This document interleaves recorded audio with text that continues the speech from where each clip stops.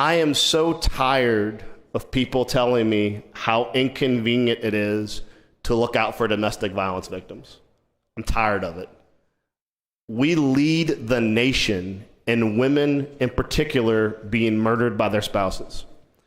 So I was trying to think, how can I tell you and encapsulate how ridiculous the inconvenient argument is? And I thought of a woman named Amber Carter from Holden, Louisiana. Let me tell you about Amber Carter. Amber Carter had a very inconvenient day in May 2011. Her father-in-law had previously been arrested 3 times for domestic abuse and arrested for violating a protective order, made her life very inconvenient.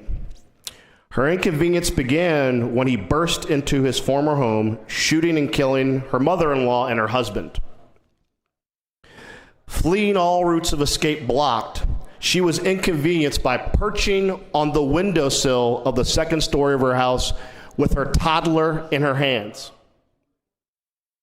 Faced with this father-in-law, she jumped out of that second story window. She was further inconvenienced when she tried to crawl away from him and he shot her in the back, killing the toddler in her arms. Her son was 2 years old. My son, you've all seen me walking around the last 2 days, is 2 years old. I am so tired of this inconvenience argument.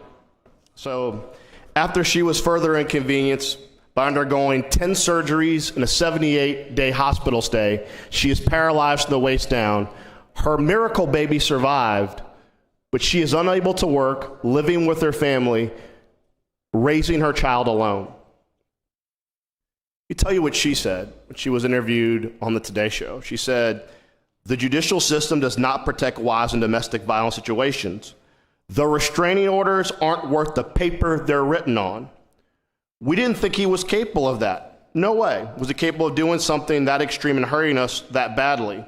We did everything we were supposed to do. We called the police every time. We did the right thing." I'm not going to yell. I'm just so frustrated because it seems no matter what I do with this bill, it always comes back to it's inconvenient.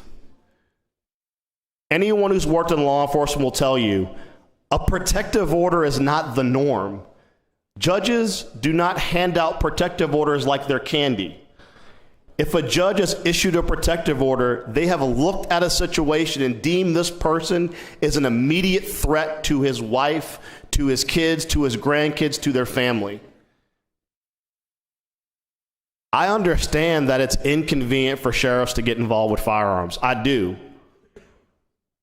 But I would argue that if we have to inconvenience sheriffs from not having Amber Carters happen, then it's worth the inconvenience. With that, I close, Mr. President. Senator Morrell has moved final passage. When machines are open, those in favor vote yes. Opposed, no. Secretary of Machines, please. Vote your machines, please.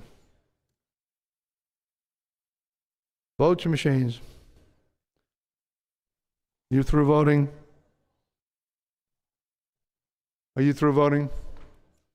I call them up, please. 29 yeas, 5 nays. Bill final passage. Consider vote on motion objection.